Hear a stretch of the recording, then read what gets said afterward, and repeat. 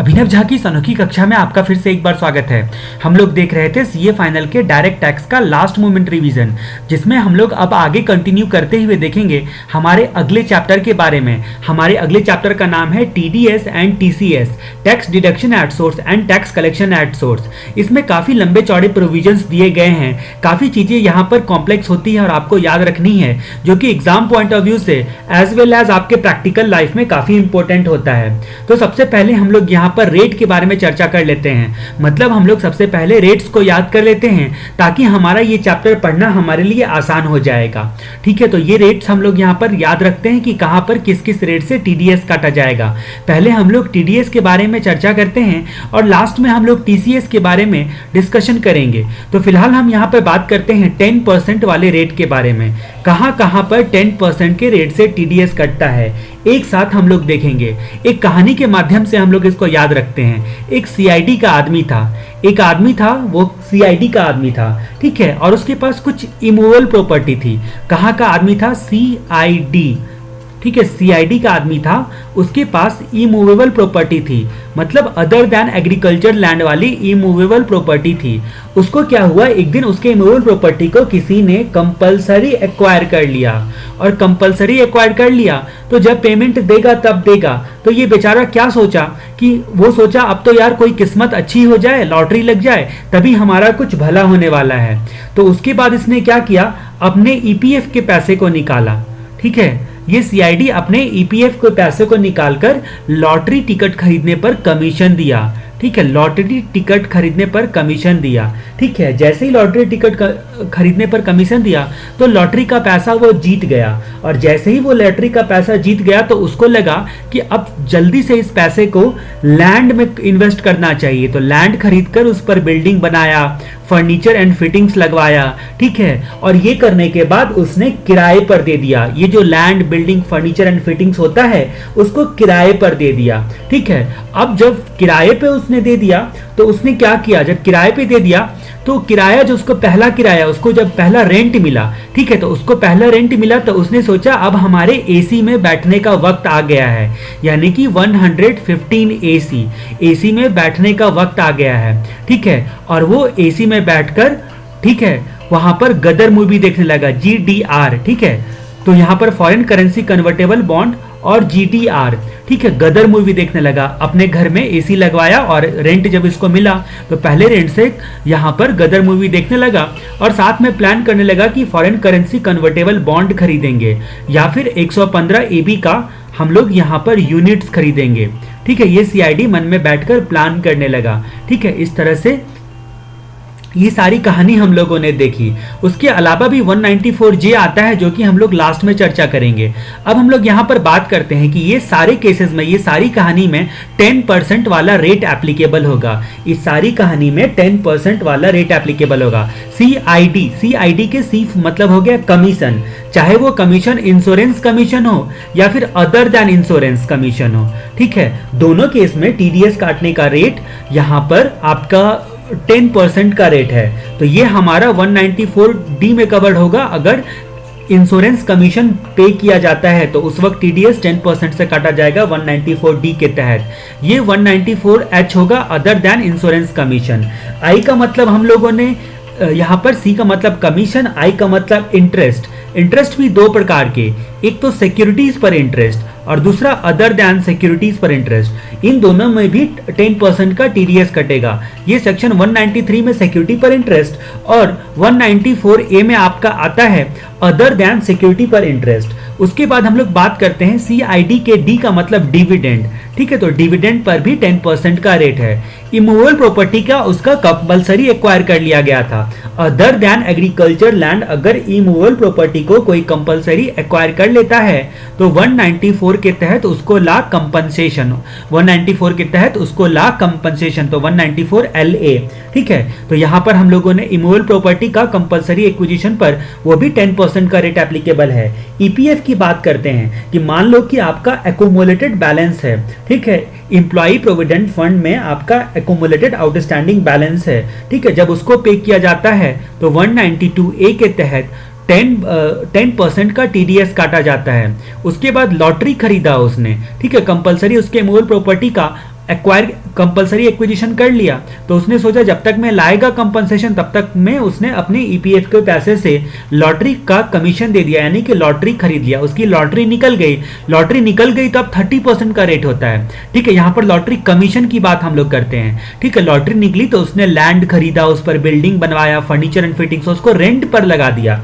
ठीक है, जब रेंट पर लगा दिया इन सारी चीजों को, तो यहाँ पर इसका मतलब क्या आता है, लॉटरी का सेक्शन है 194G। ठीक है, 194G लॉटरी वाला सेक्शन है। Land, building, furniture and fittings की बात जहां तक हम लोग करते हैं तो वो आता है आपका 194I के तहत। इसको जब किराए पर दे दिया, रेंट पर जब land, building, furniture and fittings को दिया जाता है तो भी 10% के रेट से टीडीएस काटा जाता है। और वो गदर मूवी देखने लगा एसी में बैठकर 115 AC में जब जीडीआर या फिर फॉरेन करेंसी कन्वर्टेबल बॉन्ड, ठीक है, जब इसका इनकम नॉन रेसिडेंट को पे किया जाता है तो उस सिचुएशन में क्या होता है, उस सिचुएशन में भी 10% के रेट से टीडीएस काटा जाता है। और 115 AB के जो यूनिट्स जो होते हैं उसके बदले में जब ऑफशोर फंड को पे किया जाता है तो 10% का टीडीएस काटा जाता है। ये वाला टीडीएस जो होता है वो सेक्शन 196 में, और ये वाला टीडीएस जो होता है वो 196B में काटा जाता है। और ये वाला टीडीएस 196C में काटा जाता है। ठीक है, 196C और 196B। ठीक है, तो इस तरह से उसने फॉरेन करेंसी कन्वर्टेबल बॉन्ड या फिर 115 AB वाला यहाँ पर यूनिट्स खरीदने का प्लान करने लगा। तो AC हो गया, तो AC के से आपको AB भी याद रखना है। उसके अलावा भी और कुछ केसेस होते हैं जहां पर क्या होता है कि 194J के तहत आपका टीडीएस जो काटा जाएगा वो 10% के रेट से काटा जाएगा। इसमें बहुत सारे कंडीशन हर एक में अटैच है, इंडिविजुअली सारे सेक्शंस को हम लोग यहाँ पर देखने वाले हैं थोड़ी देर में, और जहां पर बहुत सारे कंडीशंस हैं। ठीक है, काफी कॉम्प्लेक्स चैप्टर ये माना जाता है और आपके एग्जाम पॉइंट ऑफ व्यू से उतना ही इंपॉर्टेंट माना जाता है। तो 194J में हम लोग बात करते हैं कि अगर मान लो कि फीस दिया जाता है किस चीज के लिए, प्रोफेशनल सर्विसेज के लिए, टेक्निकल सर्विसेज के लिए, ठीक है, या फिर रॉयल्टी का पेमेंट किया जाता है, ठीक है, या फिर सेक्शन 28 में हम लोगों ने जब पीजीपीपी हम लोग पढ़ रहे थे बिजनेस प्रोफेशन, तो वहां पर हम लोगों ने देखा था कि उस लिस्ट में बिजनेस प्रोफेशन का जो चार्जिंग सेक्शन है उस लिस्ट में एक नॉन कॉम्पिटेंस फीस करके था। ठीक है, तो मान लो कि किसी एक्टिविटीज को या किसी बिजनेस प्रोफेशन को ना करने के लिए या फिर नो हाउ वगैरह सबको शेयर ना करने के लिए जो फीस दिया जाता है वो फीस की बात हुई। प्रोफेशनल फीस, उसके बाद टेक्निकल सर्विसेज, ठीक है, प्रोफेशनल सर्विसेज, रॉयल्टी, और उसके बाद सेक्शन 28VA और यहां पर डायरेक्टर सिटिंग फीस। तो डायरेक्टर्स सिटिंग फीस, तो ये सारे केसेस में एक चीज कॉमन है कि 10% के रेट से टीडीएस काटा जाता है। ये तो हमने मेमोरी टेक्निक से देखा। आपको बस याद रखना है कि CID, immovable property, EPF, lottery, land, building, furniture fittings, 115 AC, GDR, foreign currency convertible bond, 115 AB का यूनिट्स और 194J में लास्ट में ये वाला फीस, जो कि हमारे मेमोरी टेक्निक के स्टोरी में ये वाला कब बस केवल कवर्ड नहीं था। ठीक है, तो ये हम लोगों ने 10% के रेट के बारे में जाना। अब हम लोग यहाँ पर जो रेट जानेंगे उसमें एक साथ 3 प्रकार का रेट जानेंगे, 30%, 20% और 5% वाला, 30%, 20% और 5% वाला। तो हम लोग अब 3 रेट की एक साथ चर्चा करेंगे, 30%, 20% और 5% वाला रेट टीडीएस काटने का। तो हम लोग जहां तक बात करते हैं, ये चिरकुट लाल है। ठीक है, ये चिरकुट लाल है, इसका नाम है चिरकुट लाल। ठीक है, इसको लॉटरी खेलने का बहुत शौक था। लॉटरी या फिर क्रॉसवर्ड पजल या फिर कोई भी गेम जो जिसमें सट्टेबाजी टाइप का नेचर का कोई भी गेम होता था वो खेलने का उसको बहुत शौक था। तो वो क्या किया, एक बार हॉर्स रेस में उसने पार्टिसिपेट लिया और घोड़े की जगह पर वो गधे पर बैठ गया। ठीक है, हॉर्स रेस में पार्टिसिपेट करके घोड़े की जगह पर गधे पर बैठकर रेस करने के लिए चला गया और इत्तेफाक से वो हॉर्स रेस को जीत भी गया। इत्तेफाक की ऐसी बात होती है कि वो हॉर्स रेस को जीत भी गया। ठीक है, तो यहाँ पर आपका आता है 194B। 194B बोलता है कि winning from lottery, crossword puzzle, ठीक है, या फिर एनी सॉर्ट ऑफ गेम जो होता है आपका, जो आपका सट्टे टाइप का नेचर का हो। ठीक है, तो उस सिचुएशन में 30% के रेट से टीडीएस काटा जाएगा। उसके बाद 194 डबल भी आता है, वो बोलता है कि विनिंग फ्रॉम हॉर्स रेस के केस में 30% का रेट है टीडीएस का। अब जब ये हॉर्स रेस जीत गया तो इसको बहुत सारे पैसे मिले, ऊपर से लॉटरी भी जीत गया था, तो बहुत बड़ा आदमी बन गया। इसको बड़ा शौक था कि मैं पैसे वाला होता तो किसी स्पोर्ट्स स्पोर्ट्स वाली से शादी करता। तो वो सीधा पहुंच गया मारिया शारापोवा के पास और इसको बोला कि मैं बहुत पैसे वाला बन गया हूँ क्योंकि मैंने गधे से रेस जीत लिया। तो इसने सोचा कि चलो इस गधे से शादी कर ली जाए। ठीक है, तो यहाँ पर बेचारा गधे पर चढ़ते हुए घोड़ी चढ़कर फिर चला गया और मारिया शारापोवा से उसने शादी कर ली। जब मारिया शारापोवा से शादी कर ली तो यहाँ पर हम लोग आते हैं, ये कौन है? ये स्पोर्ट्स वोमेन है। ठीक है, तो स्पोर्ट्समैन, ठीक है, स्पोर्ट्समैन हो या स्पोर्ट्स एसोसिएशन हो या इंटरटेनर हो, उसके केस में 20% का रेट एप्लीकेबल होता है टीडीएस काटने का 194E में। किसके केस में? तो आपके स्पोर्ट्समैन के केस में या स्पोर्ट्स एसोसिएशन हो या इंटरटेनर हो, 20% के रेट से टीडीएस काटा जाता है। उसके बाद क्या हुआ, जब ये स्पोर्ट्स खेलने के लिए इंडिया में आई तो इसको इंडिया अच्छा नहीं लगा। मारिया शारापोवा यानी कि इसकी वाइफ को, चिरकुट लाल की वाइफ को इंडिया अच्छा नहीं लगा। तो वो बोली चलो फॉरेन चलते हैं। तो ये पूछता है कि फॉरेन जाके मैं करूंगा क्या? तो ये बोलती है, इसकी वाइफ क्या बोलती है कि चलो एक काम करो, फॉरेन जाकर तुम फॉरेन इंस्टीट्यूशनल इन्वेस्टर बन जाना। ठीक है, ठीक है, फॉरेन इंस्टीट्यूशनल इन्वेस्टर बन जाना। तो यहाँ पर आता है 196D।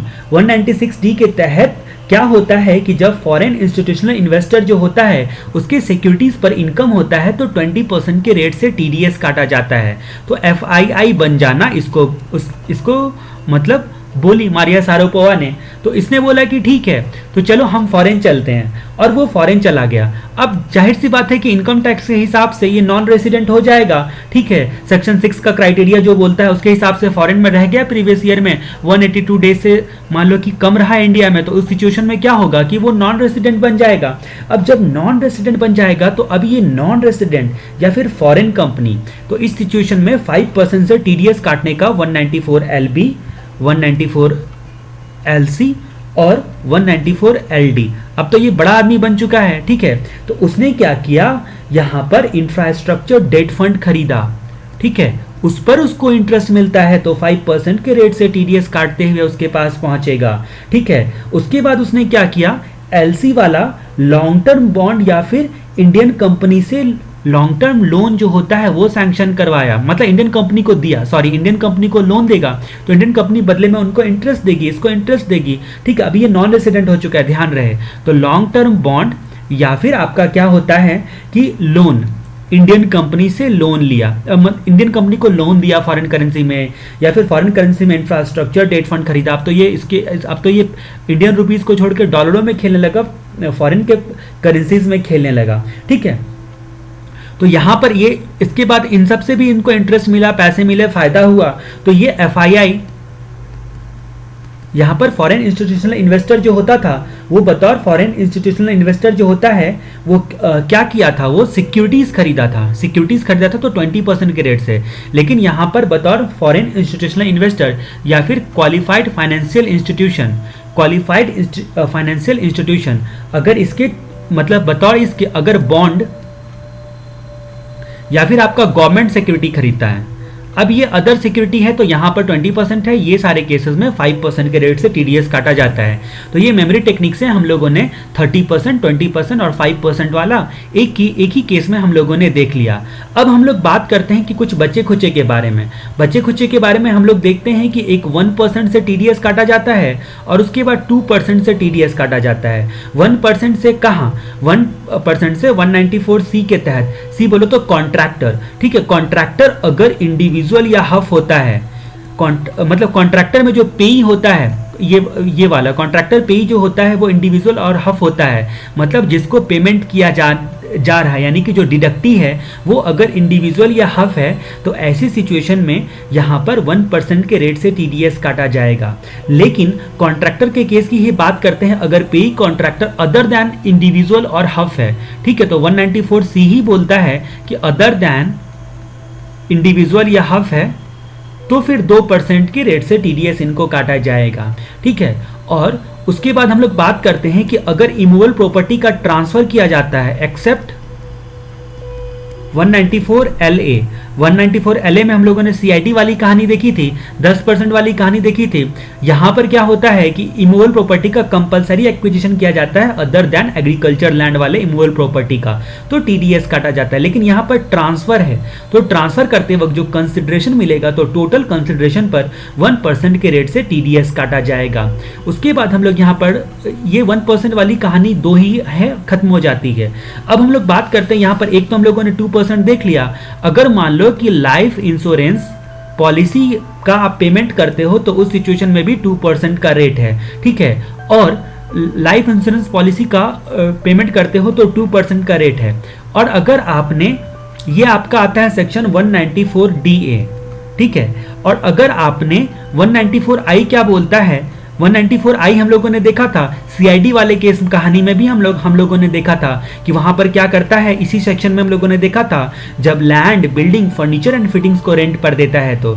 लेकिन अगर प्लांट एंड मशीनरी को यूज करने के लिए रेंट पर देने का काम करता है तो उस सिचुएशन में TDS का रेट 2% एप्लीकेबल होता है। TDS का रेट प्लांट एंड मशीनरी के केस में 2% का एप्लीकेबल होता है। इस तरह से हम लोगों ने लगभग सारे TDS के सेक्शंस के जो भी आपके रेट होते हैं उसको हम लोगों ने याद किया यहाँ पर। अब हम लोग आगे कंटिन्यू करेंगे जिसमें एक एक प्रोविजन को हम लोग डिटेल में डिस्कस करने वाले हैं।